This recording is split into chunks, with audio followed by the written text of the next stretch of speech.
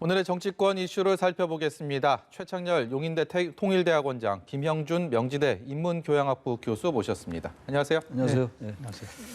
먼저 오늘이 60민주항생 33주년입니다. 문재인 대통령이 33주년 기념식에서 참석을 했는데 먼저 짤막하게 기념사 주요 내용 듣고 오겠습니다.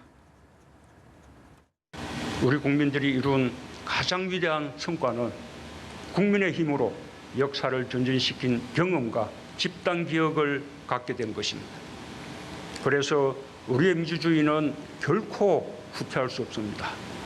정부도 일상의 민주주의를 위해 더욱 노력하겠습니다. 민주주의라는 이름의 나무가 광장에서 더 푸르러지도록 국민들께서도 함께해 주시기 바랍니다. 네, 문재인 대통령의 기념사 보고 오셨습니다. 노무현 전 대통령이 2007년도에 이 기념식에 참석을 하셨고, 그다음에 문 대통령이 2017년에 이어서 두 번째로 참석을 했습니다. 특히 이 옛 남영동 대공분실 참 의미가 있는 그런 장소인데 오늘 이곳에서 국민훈장 모란장도 수여를 했다고 합니다. 상당히 의미가 있는 행보가 아닌가 싶은데 어떻게 보셨습니까? 문재인 대통령이 2017년도에 기념식에 참석했는데 옛 남영동 대공문실 지금 민주인권기념관으로 네. 바뀌었죠. 민주인권기념관에서 기념식을 하신 건 이번이 처음입니다. 네. 그만큼 의미가 있는 거죠. 과거 이제 말씀처럼 2007년도에 노무현 대통령이 이제 참석한 적이 있었고 민주화 관련된 인사들에서 훈장은 처음입니다. 포장은 있었는데 예.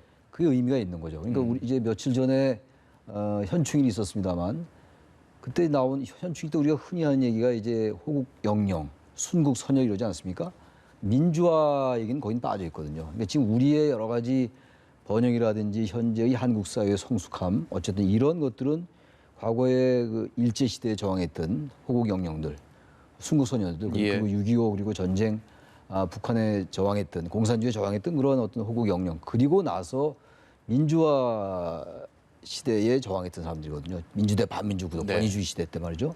그런 부분들이 지금 벌써 33년 전에 이른바 절차적 민주주의가 성립이 된 거 아닙니까? 그래서 87년도 13대 대선이 있었고 지금까지 쭉 이어져 오고 있는데 우리 사회가 지금 민주주의가 대체로 공고화됐다고 말은 많이 합니다. 근데 아까 문재인 대통령께서도 말씀하신 것처럼 일상의 민주주의가 과연 맞는 거냐, 우리한테 체화되어 있는 거냐, 내재화되어 있는 거냐 이런 거 생각해 볼 수밖에 없어요. 1987년도에 박종렬 열사가 이른바 탁 치니까 억하고 죽었다. 당시 이근한 그 고문 기술자에 의한 치안경감이었죠. 당시 치안경감이었죠. 그다음에 4.13 호원조치 있었고 전두환 씨의 4.13 호원조치 그리고 6월 9일 날 이한열 연세대 당시 학생이 이제 체류탄 맞고 6월 10일 날 전국 규모가 이게 있었잖아요. 집회가 이게 60항쟁이에요. 60항쟁의 의미라는 거는 이른바 넥타이 부대, 셀러리맨. 저도 그 사실 그 시청합 현장에 있었는데 넥타이 부대로. 그러니까 그런 것들이 지금 오늘의 민주화를 있게 했던 거였거든요. 그러고 난 다음에 6.29가 있었고 그다음에 이제 직선제 개헌이 있었단 말이죠. 그런 상황 속에서의 이 상황이니까 지금 우리는 민주화에 대해서 다 알고 있습니다만 과연 실질적 민주주의로 가고 있느냐. 절차적 민주주의는 공고가 됐습니다만 그런 부분들을 일상의 민주주의라고 이제 문재인 대통령이 표현한 것 같아요. 저는 그래서 오늘 이제 33주년인데 얼마나 많은 희생이 있었습니까? 1980년도. 영화 뭐 변호인도 있고 1987이라는 영화도 있잖아요. 다들 보셨겠습니다만. 거기서 우리 이제 그냥 말뿐인 민주주의가 아니라 얼마나 많은 희생과 진짜 사람들의 헌신이 있었는가를 다시 한번 기억하는 그런 중요한 날이다. 이렇게 생각이 됩니다. 운명가토 같은 날, 우리가 민주주의를 얘기할 때 87년을 빼놓고 얘기를 할 수가 없는 그런 상황인데 사실 이 60 민주항쟁 같은 경우는 보수와 진보 어떤 이념으로 접근해야 될 사항은 아니다라는 말씀들 많이 하시거든요. 어떤 우리 민주주의에 어떤 더 의미가 있다고 김형준 교수께서는 보십니까? 저는 뭐 역사를 잇는 민족에게는 미래가 없다 그러잖아요. 또 대한민국의 역사 속에서의 민주주의가 걸어온 발자취를 보면 4월에는 우리 4월 민주화 운동도 있었고요. 5월 광주 민주화 운동, 그리고 6월 가면 60 민주항쟁 이렇게 쭉 이어지는 이런 맥락 속에서 한국의 민주주의라는 것은 참 위대하다라고 얘기할 수가 있어요. 거의 뭐 1950년대에 한 영국의 언론에서 대한민국에서 민주주의가 된다는 거는 쓰레기통에 장미꽃이 피우는 거와 마찬가지로 불가능하다 얘기를 했었어요. 그런데 우리는 3번의 민주적인 정권 교체를 이뤘고 그 헌팅턴 교수가 이런 얘기를 했거든요. 어느 나라든 간에 평화적 방식에 의해서 2번의 정권 교체가 되면 그 나라는 민주주의다라고 얘기를 했어요. 근데 우리는 3번의 정권이 교체되지 않았습니까? 그래서 봤을 때 산업화와 민주화를 동시에 이룩한 아주 기적 같은 위대한 역사를 갖고 있는 나라, 그런 거로 이제 기억을 할 수가 있는 거고요. 지금 이제 얘기한 더 큰 민주주의, 일상의 민주주의라는 것을 이제 우리가 나름대로 달성하기 위해서 경제 성장은 고속압축 성장을 할 수 있습니다. 그러나 제가 항상 얘기하지만 민주주의나 정치는 고속압축 성장하기가 어렵거든요. 상당히 오랜 기간 동안에 민주주의 가치와 태도를 내재화시키는, 그렇게 함으로써 발전 민주주의의 모습을 이제 모든 국민들이 지금 취하고 있는 과정이기 때문에요. 아마 더 공고해질 수 있는 기회가 마련되지 않았나 생각을 좀 하게 됩니다. 그분들의 그날의 희생이 있었기에 우리가 지금의 민주주의를 누리고 있음을 다시 한번 생각해보는 그런 계기가 되는 날이라고 생각이 들고요. 다시 한번 감사드리면서 다음 주제로 넘어가 보겠습니다.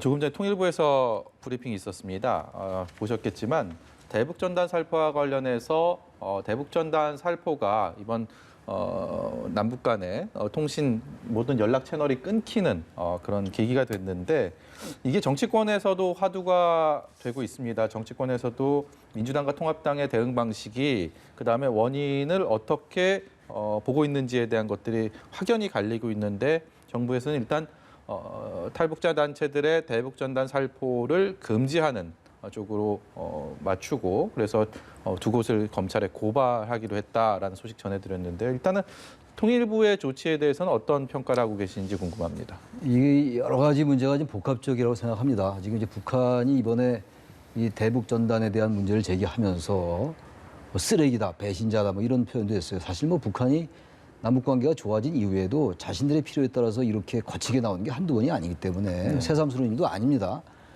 근데 아무튼 이제 그들이 문제를 삼은 건 대북 전단이에요. 대북 전단이라는 게 북한에 대한 여러 가지 비방이라든지 뭐 비난 이런 게 많이 포함되어 있잖아요. 그러니까 북한으로서는 당연히 뭐 민감할 수밖에 없어요.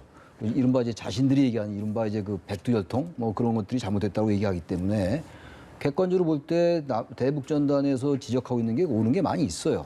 근데 일단 북한 정권을 직격하는 것이기 때문에 대단히 민감할 수밖에 없다라는 것이고, 남북 정상회담에서 일단 그 대북 전단은 하지 않기로 했었거든요.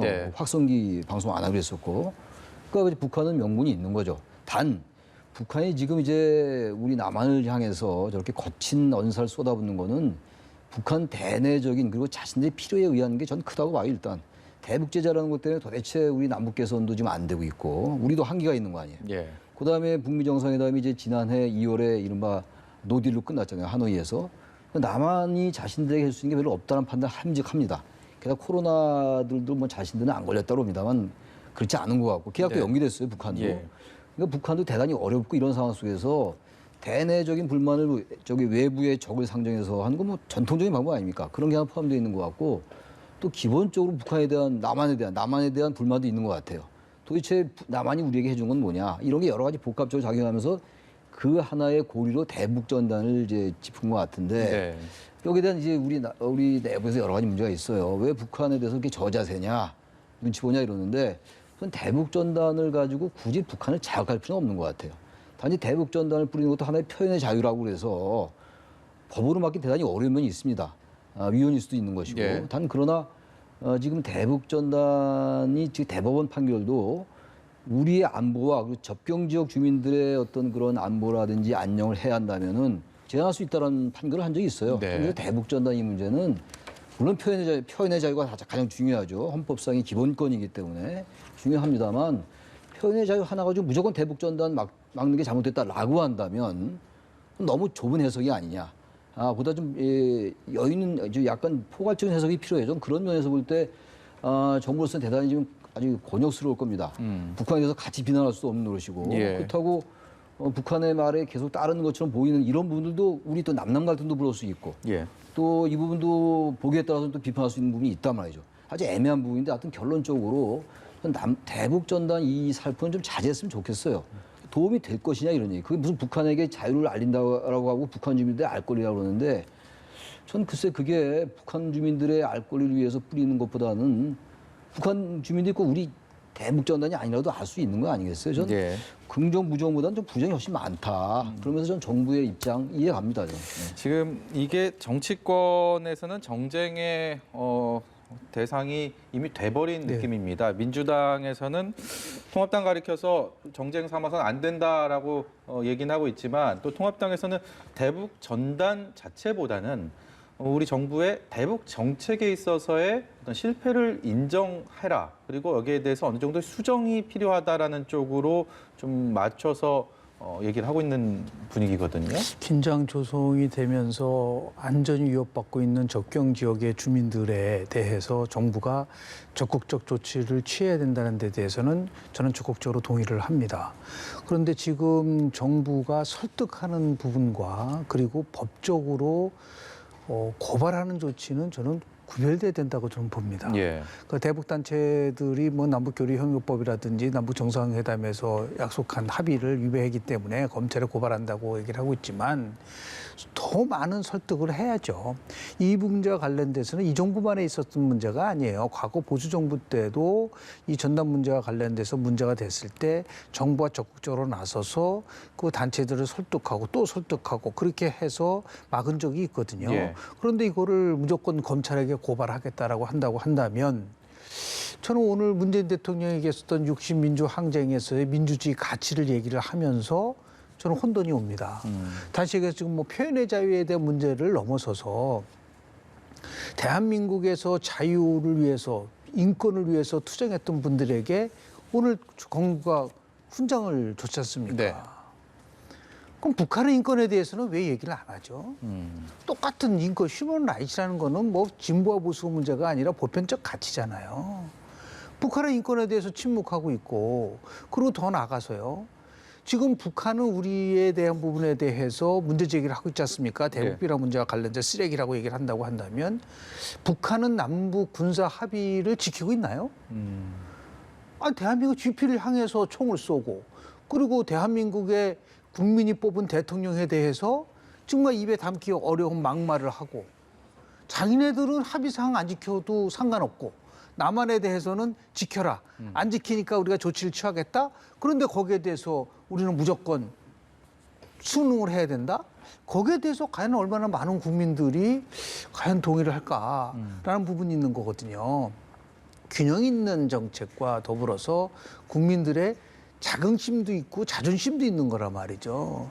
그래서 저는 오히려 이렇게 아직 급박하게 또 그리고 아주 신속하게 검찰에 고발하고 허가를 취소하고 이런 건 좀 너무 지나치게 과민한 반응이 아닌가 생각이 좀 듭니다. 정부 정책에 있어서의 좀 정책적 변화가 좀 필요하다고 보십니까? 그거는 어떤 정책이든 간에요. 그 정부가 추진하는 정책은 그 정부가 갖고 있는 고유 권한이에요. 네. 그러니까 예를 들어서 뭐 보수 정부가 들어왔을 때 강경한 뭐 남북 정책을 피겠다 그럼 그게 고유의 권한이고, 그리고 진보 정부가 들어와서 북한과의 관계를 통해서 한반도 평화 체제를 구축하겠다. 그것도 정책이잖아요. 예. 그런데 그 부분에 대해서 판단은 결국 누가 하느냐면 국민이 하는 거고요. 더 나아가서 선거를 통해서 심판을 받기도 합니다. 그렇기 때문에 북한의 반응을 가지고 무조건 우리도 바꿔야 된다라고 하는 것도 시급할 수도 있는 부분도 있지만 예. 너무나 이 부분은 이제 실제로 결국은 정쟁의 수단으로 삼아서는 안 된다는 거죠. 네. 그런 의미에서 봤을 때 누차 강조하지만은 남북한의 문제와 관련돼서 여야 간의 갈등을 최소화시키고 남남 갈등을 최소화시킬 수 있는 방법은 북한과 관련된 정보를 야당에게 진솔하게 제공하고 그러면서 이 초당적으로 문제 제기할 수 있는 여건을 조성을 해야 되는데 그런 부분은 지금 여당이 전혀 안 하고 있단 말이에요. 집권당이 전혀 안 하고 있으면서 야당한테 무조건 협조해라, 그 부분에서 비판하지 말아라 한다는 것은 제가 볼 때는 나름대로 협의점을 찾기가 어려울 수 있는 부분들도 있다라는 것을 말씀을 좀 드립니다. 예. 최창렬 교수께서는 정부의 정책 어떻게 정부 정책 보십니까? 저는 이제 남북교류 협력법이 위반됐다라는 거거든요. 저는 이렇게 할 수 있을 것 같아요. 이 보기에 따라서 우리 김 교수님 말씀처럼 그런 비판받을 점이 분명히 있어요. 끝까지 설득해서 어쨌든 그 탈북 단체로 하여금 대북 전단을 하지 않게끔 하는 게 가장 좋은데 보수 정권 때는 아마 보수 정권 말을 들을 수 있었을 거예요 아마. 근데 이분들이 지금 탈북 단체란 두 단체가 지금 고발됐잖아요. 아마 이분들 제가 볼 때 정부가 선택해도 안 들을 것 같아요. 예. 거의 확고해 보이더라고요. 그러니까 정부도 대단히 고육책인 것 같아요. 근데 어쨌든간 이거는 거기 남북교류 협력법에 따르면은 북한에 반출할 때 승인을 받아라라고 하는데 승인 안 한 거 아닙니까? 네. 그러니까 이제 법 위반이 되는 거예요. 이게 어쨌든 법을 적용한 거죠. 그래서 남북 정상회담에서 나온 건 어쨌든 아까도 말씀드린 것처럼 삐라 뿌리지 말아라 이랬단 말이죠. 네. 합의했단 말이에요. 했으니까 남북 정상회담 이제 합의 위반이니까 법률적으로 문제 있다라는 건데 이건 아주 상책은 아니죠. 상책은 아니고 어쨌든 아무튼간에 표현의 자유 문제와 이제 같이 결부될 수 있는 문제인데 저는 다 맞는 말씀들인데 일단 하나 정부가 조금 당당했으면 좋겠다. 그 말씀 좀 드리고 싶어요. 배신자 쓰레기 이런 말 할 때 그게 무슨 말이냐고 얘기는 해야죠. 그런 예. 다음에 우리 대내적으로 당신들 대북 전화 뿌리지 마시오. 이건 별개 문제예요. 네. 근데 어쨌든 간에 대한민국 정상한테 그렇게 얘기한다는 거 그건 안 되죠. 그들의 문법이라 손치더라도 그게 도화가 지나치다 이런 얘기예요. 그러니까 그런 것부터 뭔가 당당히 얘기를 하고 나무라고 북한을. 그런 다음에 대내적으로 우리 국내적으로 당신들 그러지 마시오. 이게 도대체 무슨 도움이 됩니까? 당신들 탈북단체들 정체성 확보 아닙니까? 라는 식으로 해야지 양트랙으로 가야지 설득력이 있는데 너무 그 말에 대해서 원론적 얘기만 하니까 우리 국민들 정서에 볼 때는 보수가 됐건 진보가 됐건 불편한 건 있다는 거예요. 예. 그러니까 보다도 북한한테 할 만은 하고 그러나 대북전단 이건 잘못됐다. 이건 저는 그래서 그런 의미에서 정부가 이런 측면은 나름대로 이해는 간다 이런 얘기입니다. 이명박 정부 초기에 저는 제 개인적으로 통일부 네. 담당하면서 그때 당시에도 이 문제가 굉장히 컸었고 그렇죠. 북한이 굉장히 민감하게 반응을 했었고 정부에서 이걸 어떻게 해야 될지를 놓고 굉장히 골머리를 썩었던 것들이 저는 생생히 기억이 네. 나거든요. 근데 지금 시간이 꽤 지났는데 여전히 이 문제가 사회적으로 화두가 되고 있고 문제는 뭐 오늘 정세현 장관 전 통일부 장관도 그런 얘기를 했더라고요. 그러니까 뭐 동해나 서해나 DMZ 쪽에서 도발 가능성이 한층 높아졌다 북한에 이런 우려를 표명을 했는데 접경 지역 주민들의 안전이 일단은 우리 국민의 안전이 가장 최우선 가치가 아닌가 그런 생각을 해봅니다. 예, 다음 주제로 넘어가 보겠습니다. 민주당 당권 얘기 좀 해보려고 하는데요. 먼저 이계호 민주당 의원 얘기를 듣고 오겠습니다. 제1당인 더불어민주당의 강력한 리더십이 반드시 필요하고요. 네. 그 리더십은 국민들의 지지를 바탕으로 이루어질 수밖에 없는 거기 때문에 네. 그런 면에서 보면 어쨌든 국민들의 가장 큰 지지를 받고 있는 이낙연 의원이 이제 이 당을 이끌어서 네. 그러한 뒷받침을 좀 잘했으면 좋겠다. 또 그 7개월이면 그럴 수 있는 충분한 기간이다. 네, 지금 이계호 의원의 얘기는 네. 민주당 당권에 있어서 아직까지 공식 출마는 하지 않았지만 출마 의사를 피력한 이낙연 의원의 힘을 실어주는 발언이었습니다. 그런데 이 당권을 놓고서 김부겸 전 의원, 김두관 의원, 홍영표 의원 이른바 반 이낙연 전선이 형성이 되는 모습입니다. 지금 그런 분위기가 상당히 좀 흥미롭게 민주당 전당대회까지 아직 시간이 있는데도 이게 여론의 세간의 관심을 몰이를 하고 있는 그런 네. 모습입니다. 어떻게 보고 계십니까? 정당은 역동성을 가져야 되죠. 그래서 저는 이게 굉장히 불필요한 논쟁이라고 좀 봐요. 왜냐하면 이낙연 지금 의원이 판단해서 내가 당권을 한번 차지하겠다. 그러면 그거에 대해서 무슨 문제가 있는 건가요? 김부겸 장관이 예를 들어서 나도 당권에 나와서 다음에 만약에 생각을 해서 나는 2년짜리 당대표를 맡겠다라고 하면은 나오는 거죠. 네. 그런데 자꾸만 조건을 달고 누구는 되고 누구는 안 되고 그렇게 하면은 자꾸만 이런 식으로 하는 거는 제가 볼 때는 불필요한 거라고 좀 봐요. 오히려 다 나오라는 거예요. 다 나와서 거기서 국민의 지지를 받는 분이 당대표가 되고 그래서 만약에 이번에 당대표가 되신 분이 한 7개월 후에 나는 대권을 향해서 가겠다 하면 그다음에 또 다른 형태의 전당대회가 있지 않겠습니까? 네. 그렇게 하면 되는 건데 이걸 가지고 왜 이렇게 지금 갑론을박에 또 그리고 뭐 이낙연 대표가 후보가 나오면 이거 너무 지나치게 독점이다. 김부겸 장관이 나오면 이번에 2년짜리 되면 다음에 무슨 뭐 대권을 포기하는 거냐. 아니 이렇게 자꾸만 무엇을 그 해석적인 시각에서 보려고 그러지를 말고요. 예.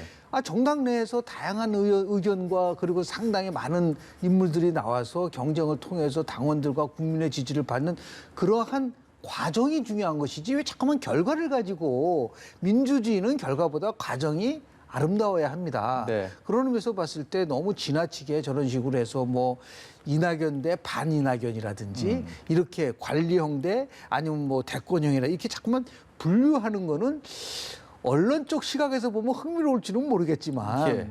일반 국민들의 입장에서 봤을 때는 제가 볼 때 오히려 더 민주당에서 지금 뭐 굉장히 어떤 면에서 보면 177석의 거대 여당이 오히려 좀 숨이 막힐 정도로 뭔가 좀 막혀 있는 것 같아요.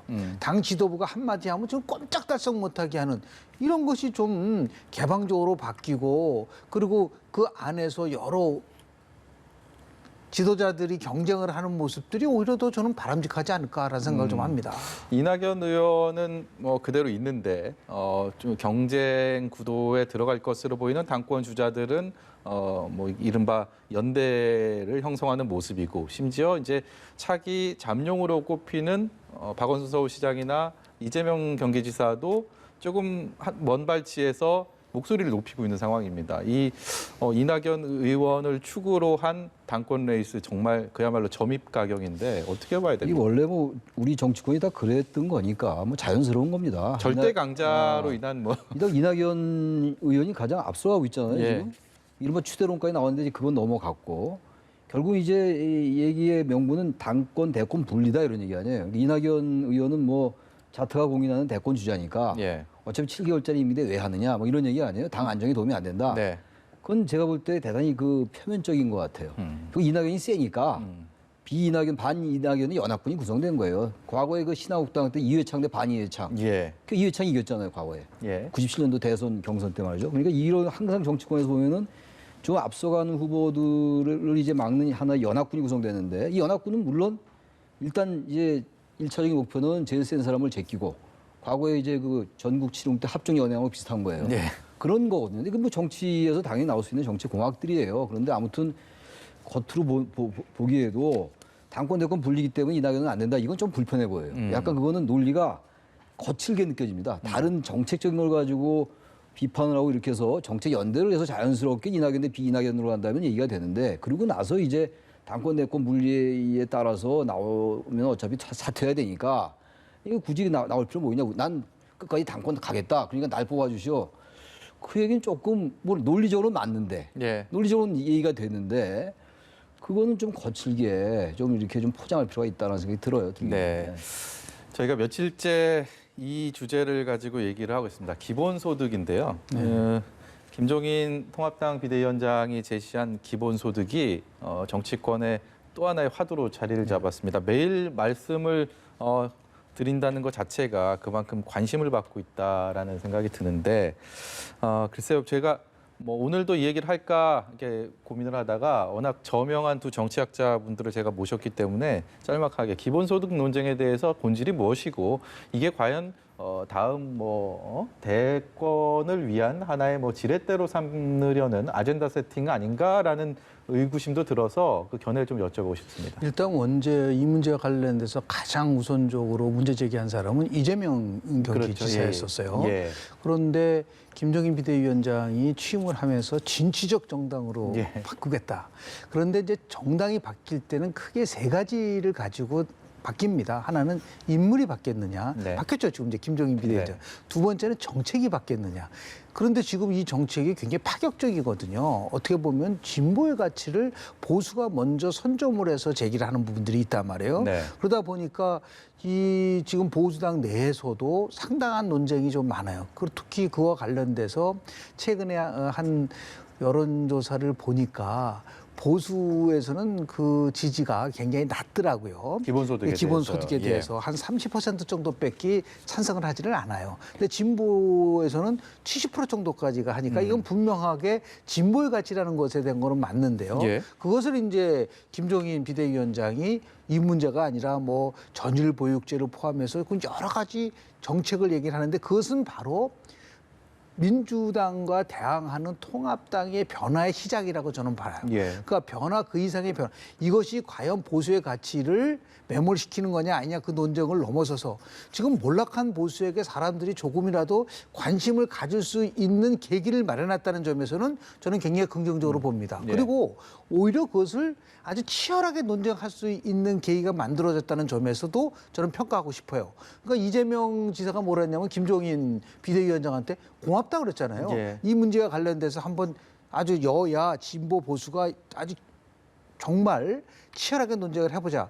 그럼 다양한 방법이 나옵니다. 기본소득 관련 것을 복지제도를 포용을 한 기본소득제로 가느냐 아니면 현재와 같이 분리된 상태에서 가야 되느냐 재원 확보는 어떻게 되느냐 이게 증세가 가느냐 아니냐 지금 이재명 지사 같은 경우는 이게 경제 정책으로 봐야 된다. 이게 복지가 아니다 이렇게 보고 있고요. 여러 가지 논쟁인데 반해서 또 무소속에 있는 홍준표 전 대표는 이건 사회주의 정책이라고 또 예. 반대하고 있고 그러니까 오히려 오래간만에 대한민국 정치에서 정책을 둘러싸고 이렇게 치열한 논쟁이 벌어지고 있다는 사실이 저는 되게 긍정적으로 봅니다. 예. 결론은 어떻게 날지는 모르겠지만 그래야지 민생 문제를 포함해서 그동안 날마다 무슨 뭐 선거법 개정이 뭐 연동형 비례대표제 포함해서 일반 국민들이 느낄 수 없는 제도를 가지고 논쟁을 많이 하지 않았습니까? 그런 의미에서 볼 때 저는 이거 한 연말까지 특히 이제 이것은 법제화를 해야 될 부분들도 있다고 한다면 예. 정기국회에 들어와서 상당히 나름대로 더 치열하게 여야가 논쟁을 벌일 수 있는 그런 어젠다인데 1차적으로 김종인 비대위원장이 어젠다를 주도했다는 점에서는 성공한 부분이다라는 말씀을 좀 드리고 싶습니다. 네, 김종인 위원장의 어젠다 주도 그리고 여권의 이른바 소위 이름값 좀 있는 인사들은 앞다퉈서 여기에 대한 입장들을 내놓고 있고 이런 그림들은 그동안에 익숙치 않았던 정치의 모습이기 때문에 어떻게 보고 계시는지 바람직하죠. 궁금합니다. 일단 항상 우리 정치적 쟁점 가지고 안보 뭐 이런 거 가지고 국민들의 민생과 직접적인 관계는 없는 걸로 했는데 그냥 이념 갈등이었죠. 사실 예. 그들 간의 리그였죠 사실. 네. 이건 이제 사회 경제적 쟁점이에요. 굳이 분류한다면 정치적 쟁점하고 연관되는 것이긴 합니다만, 그래도 기본소득이라는 게 여러 가지 의미가 있잖아요. 일각에서는 이건 보편복지, 복지를 대체하는 거다, 대체하지 않는다. 이재명 지사가 사실 성남시장 할 때부터 이게 계속 아젠다로 이게 들고 나왔던 거예요. 네. 근데 시간이 흘러가면서 이제 김종인 위원장이 특히 이제 실용정당 그리고 뭐 진취적인 정당 그리고 혁신보수 얘기하면서 진보에 가까운 진보와 더 진보 같은 이런 얘기를 하면서 이제 이 기본소득 얘기를 하고 있는 건데 네. 그러니까 여기에 이 토론 논쟁에 뛰어들지 않으면 소외될 수밖에 없어요 지금. 기본소득이 그만큼 어쨌든 우리 시대의 여러 가지 불평등의 문제라든지 민생 문제를 그대로 여러 가지를 담보하고 있는 거거든요. 예. 근데 여러 가지 뭐 이제 갈등들이 너무 많죠. 증세 아까 말씀처럼 이재명 지사 같은 경우는 증세 필요 없다. 4차 혁명 시대의 데이터세라든지 국토보유세 이런 걸 하면 된다는 거예요. 증세 말고 네. 말하자면 이제 목적세를 신설하자는 거니까. 그리고 가능하다고 또 어떤 또 복지 전문하는 학자는 또 이게 맞지 않는다라는 사람도 있어요. 네. 근데 돌이켜보면 무상급식 같은 경우가 이 보수 정당에서 얼마나 반대했어요. 지금 무상급식 다 하고 있습니다. 저는 무상급식 가지고 진보냐 보수냐라고 얘기하지 않을 정도로 보편화됐단 말이에요. 네. 기본소득도 물론 전 세계적으로 기본소득을 하는 나라가 거의 없는 걸로 알고 있어요. 알래스카주가 하는 걸로 알고 있는데 이 기본소득이 과연 우리 실정에 맞느냐는 정말 치열한 토론이 필요해요. 그러니까 이거야말로 정말 여야, 그 여당이면 여당 내에서 야당이면 야당 내에서도 여러 가지 입장이 갈리고 있는 거잖아요. 지금 박원순 시장 같은 경우는 이것보다는 고용보험이 더 절실하다라고 얘기하고 있는 것이고 들어보면 다 나름대로 경제적인 논리나 사회적인 여러 가지 가치를 지니고 있거든요. 그래서 이 논의가 물론 이런 논란을 바탕으로 해가지고 또 정치적으로 크는 것 같기도 해요. 그러니까 정치적인 것과 전혀 따로 분리할 수 없다 하더라도 이런 것들이 너무 정치공학적으로 매몰되지 않으면서 여야 간에 또는 여당 내부, 야당 내부에서 토론을 통해서 완전히 기본소득으로만 가거나 복지로 가지 않고 그것이 잘 절충된다면 우리 국민들 위해서 뭔가 아젠다 나올 수 있지 않을까. 예. 그런 것들을 위해서 굉장히 좋은 바람직한 방향의 토론이다. 네. 라고 생각을 합니다. 네. 마지막으로요. 원구성 얘기를 다뤄보려고 합니다. 법사위원장 누가 갖느냐, 민주당이냐 통합당이냐 이게 마지막 쟁점이 돼 있고요. 그리고 협상의 시한은 금요일로 지금 잠정 결정돼 있는 네. 상황입니다. 두 분의 말씀 견해를 마지막으로 듣고 네, 저는 마무리하도록 일관성 있게 하겠습니다. 얘기를 하는 거지만요. 절대 다수를 갖고 있는 정당이 모든 상임위 위원장을 가져가라는 거는 저는 평소 지론이에요. 근데 그러려면 조건이 있죠. 총선 이전에 합의를 봤었어야 되는데 네. 총선 끝나고 나서 보니까 이거를 자기에게 유리하니까 한다고 한다면 간단합니다. 일하는 국회를 만들고요. 그리고 더 나아가서 지금 코로나 국난 극복을 위해서 빨리 3차 우리 추경을 포함해서 국회가 작동하려고 한다면 이거는 야당이 풀 문제가 아닙니다. 네. 그러니까 양보는 힘 있는 사람이 양보하는 거지 힘 없는 사람이 양보할 수 있습니까? 네. 그거는 지금까지 얘기했었던 상식 바깥의 얘기고요. 또 하나 아니 177석의 절대 다수를 갖고 있으면요. 뭐 예를 들어서 선진화법과 관련돼서도 패스트트랙으로 바로 올릴 수 있고요. 법사위에 계류할 수 있는 기간은 90일밖에 안 됩니다. 네. 그럼 뭐 90일을 못 참습니까? 이 90일을 예를 들어서 야당이 발목 잡기 때문에 우리가 국회에 관련된 이러한 법사위원장을 갖는다는 것은 너무 지나치게 많은 것을 독식하겠다라는 모습을 볼 수가 있고 예. 2014년서부터 야당이 법사위원장을 가져야 된다는 거는 수없이 많은 현재 여당 의원들이 얘기를 한 것이라고 한다면 네. 그리고 지난달 28일 날 대통령과 여야 원내대표가 만나서 이 협치 얘기도 했지 않습니까? 예. 그런 의미에서 봤을 때 제 제안은 만약에 정 그렇게 여당이 이 문제에 관련 민감하다고 한다면 전반부에는 그럼 한번 야당에게 상임위원장을 줘보고 예. 그래도 정말 문제가 있다고 한다면 우리 후반부에는 다시 가져올 수밖에 없다. 이렇게 타협을 하는 게 정치지. 예. 모든 것을 항상 여당에게 유리하게끔만 가져가겠다 한다는 거는 그런 정치가 아닙니다. 네. 그런 한마디로 해서 오만한 권력이 될 수 있다라는 말씀을 좀 드리고 예. 싶습니다. 최창렬 교수님 견해는 어떻습니까? 이것이 법대로 하느냐 관행대로로 따르느냐 이거예요. 법대로 하면 하자 없습니다. 근데 이미 원구성은 법을 어겼어요. 원래 8일 날 네. 그저께 했어야 되는 거니까. 사흘 뒤에 했었죠. 네, 했어야 됐죠. 했어야 예. 되는 거죠. 지났으니까 더 이상 이제 날짜 하루 이틀 가지고는 의미가 없어요. 이제 어차피 하려면 화끈하게 5일 날 개원했으니까 비록 단독 개원이었습니다만 8일 날 정확하게 원구성했으면 법대로 하는 거예요. 이미 법은 어기게 됐다고. 네. 어겼다기 표현보다 어쨌든 법에 있는 대로 안 됐어요. 근데 지금 만약에 법대로 하면 이제 12일 날 국회를 열어가지고 12일까지 위원 명단 갖고 오라는 거 아닙니까? 그래서 법대로 하면 다 상임위원장, 17개 상임위원회와 예산개선특별위 18개 위원회를 전부 이제 여당이 차지할 수 있죠. 예. 전 그거는 좀 안 했으면 좋겠어요. 법대로 한다고 그러면 할 말은 없는데 그렇게 된다면 향후 이 국회 행위가 어떻게 되겠어요?